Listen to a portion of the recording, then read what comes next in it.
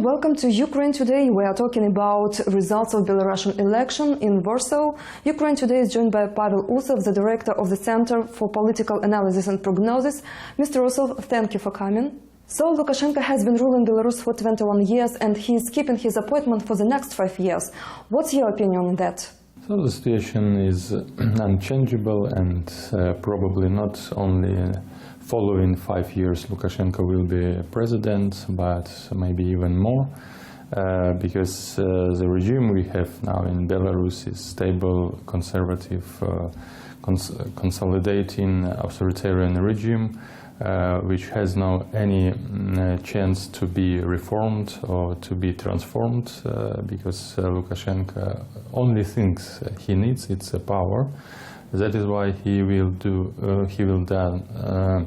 everything his best to preserve his authority, to keep his power, and this election was used only for one goal: to sell the regime, to sell the political system to the West, because Belarus for a long time has been in isolation from European Union, from the West, but this election and common situation around Belarus create a good condition for a new period of dialogue between the European Union and Belarus. You mentioned that the West is ready for the dialogue with Belarus. What for? The European Union believes that it is better to have stable authoritarian regime in Belarus than unstable transformation like it was in Ukraine.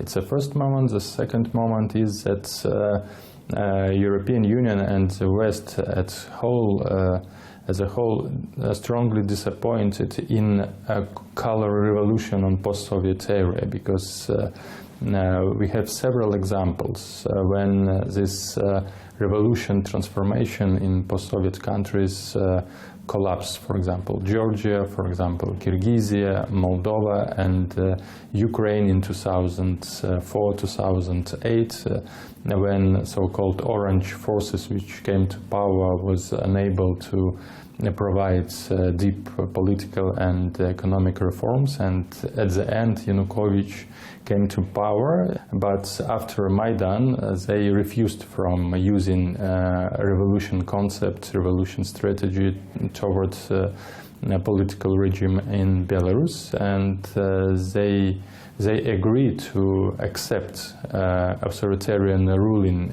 in Belarus if this ruling will be stable and will not lead to some internal conflict. Do you see that Lukashenko needs this reset with the West? Because now it seems that Lukashenko tries to sit on 2 chairs at a time, as Yanukovych used to practice. We should understand only one thing, that Lukashenko inspired his attempts to sit on 2 chairs, in the reality sitting only 1 chair. It's a Russian chair, because Lukashenko is has Soviet conscience. He is a Russian man, as he picture himself. Once he told that Belarusians is Russians, but quality for Russians. So it means that inspired this game with the European Union, Belarus and Lukashenko himself will provide only pro-Russian policy on international scene, in international policy, and it was proved during his last speech during UN Congress, when he said that Belarus will be with Russia. Then it's proved also with this integration process. I was speaking about Eurasian Union, geostrategy projects with Russia, and so on. Of course, he will try to use this warming in relations with the European Union just for only one aim: to get credits, to get money for his economic system, because now we have huge economic crisis in Belarus.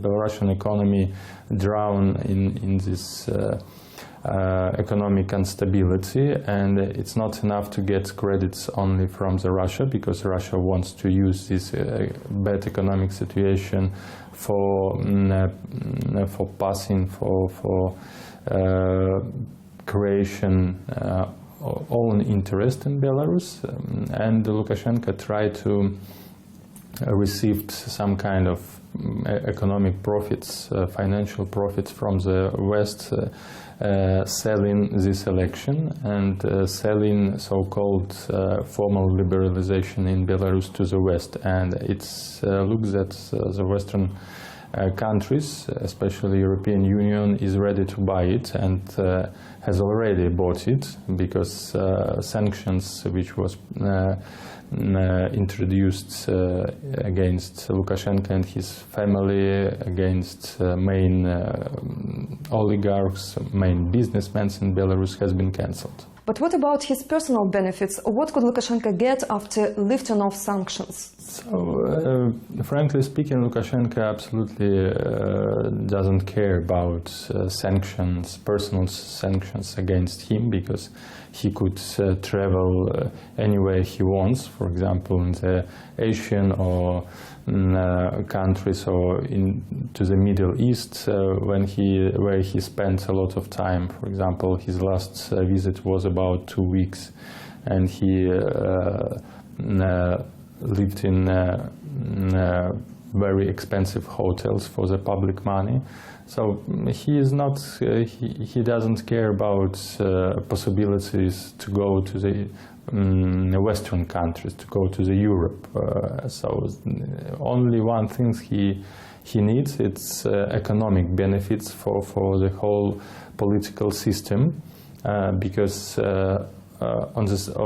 because of the stability of economic systems provide to stability to the political system. This is the main goals of this game with the West. Do Belarusians have opportunity to get another president, or they don't need any changes?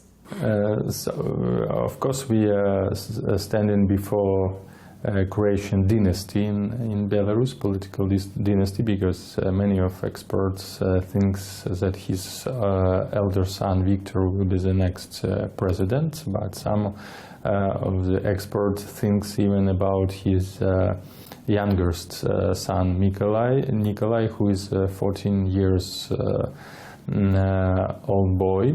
It means that Lukashenko will rule follow 20 years in order to guarantee his youngest son came to the power. But speaking about alternative, it's really very important questions and issue. In reality, Belarusians want some changes takes place in Belarus, especially political changes, but we should understand that it is impossible to change situation in Belarus with the help of elections, with the help of the electoral process, because electoral process from the beginning to the end is controlled by the authority. Only mass protest, only social pressure can change situation in Belarus. But as I mentioned, post-revolution situation in Ukraine, and also unsuccessful attempts to organize revolution in Belarus in 2010 led to the deep passiveness and frustration in attempts to organize some kind of revolution, some kind of protest. And another moment we haven't a leader with such huge revolution ambition which can mobilize society for this protest. But this election of 2015 was absolutely safe for political regime. And they were successful in their new strategy to use a positional candidate as an element of the huge fiction. Mr. Usov, thank you for finding time to talk to us. Thank you. I'm Margarita Sitnik, together with Pavel Usov, the director of the Center for Political Studies and Prognosis from Warsaw.